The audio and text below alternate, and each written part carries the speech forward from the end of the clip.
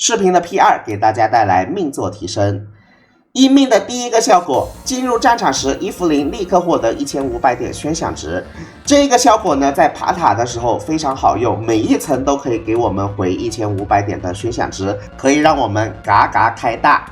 至于下面一大段文字翻译过来就是：伊芙琳常驻无视主目标12%的防御力，并且通过 E 技能把多个目标捆绑起来之后，这些被捆绑的目标也会被无视12%的防御力。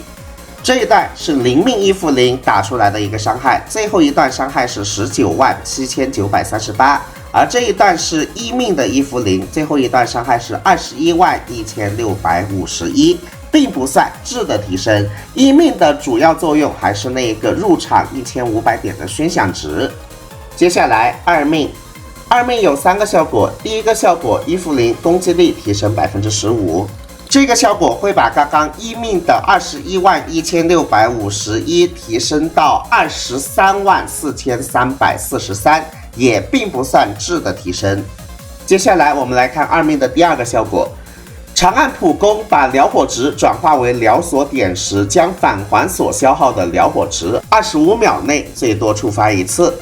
大家注意看左上角。根据测试，2命的第2个效果只能返还50%的疗火值，无法返还100%。总结下来，2命的第2个效果就是每25秒多给你一点疗所点啊，这样说大家就很容易理解了吧？最后，2命的第3个效果，伊芙琳的连携技招式打断等级提升。简简单单一行文字，简单到容易被人忽略。但我觉得2命的这一个效果在实战中还是很实用的。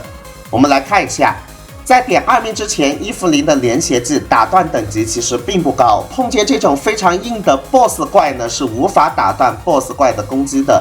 这就导致了我们在进行高难副本挑战的时候，无法通过连携技打断 BOSS。看见没有 ，BOSS 并没有被打断，那这多危险！我稍微手速再慢一点，我就被 BOSS 给秒掉了。而点了2命之后就不一样了，2命可以让它的连携技打断等级大大提升。那这一边 BOSS 怪被我打断了，实战中我们会变得安逸舒服很多。接下来3命所有等级提升2级，没有什么好说的。我这边把3命的伤害和2命的伤害放上来给大家自行对比一下，大家心里有一杆秤。4命。发动连携技和终结技时，伊芙琳立刻获得等同于自身10%生命上限的护盾，持有该护盾时，伊芙琳的暴击伤害提升40%。那就是它血条旁边的这一个护盾了，它的生命值是多少？这个护盾就是该生命值的10%，并且该护盾是无法叠加的啊！看见没有？我连续释放了2个大招，它并没有叠加上去。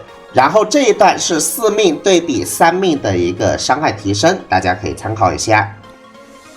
5命没啥好说的，依然是所有等级加2级。然后这是5命对比4命的一个伤害提升，大家也可以参考一下。6命，只要我们发动了连携技和终结技，我们就会获得持续20秒的玄影绝风。玄影绝风期间，伊芙琳的普通攻击、冲刺攻击、特殊技和强化特殊技命中主要目标时，将会额外释放一段375%攻击力火属性的伤害，并且还可以触发16次。重复释放连携技和终结技，还可以刷新触发次数。6命真的是逆了个大天。我们先触发6命的效果。好的，现在我们普攻。每次普攻都带着8万多的伤害，并且这8万多能触发16次，兄弟们，这是什么概念啊？而且它触发呢没有冷却时间，看见没有？这个伤害出现的频率也是非常的高的。视频的最后，一边来一段6命的实战，一边给他的命座提升做个总结吧。个人感觉，所有命座中提升最明显的是6命，哈哈哈。这就注定和平民无缘了，是不是？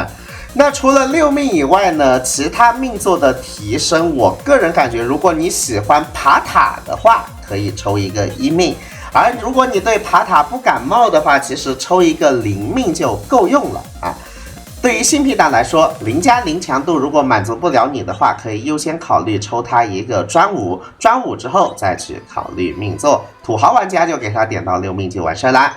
以上就是1福0的视频的所有内容了，希望对你有所帮助。最后祝你欧气满满，身体健康，再见。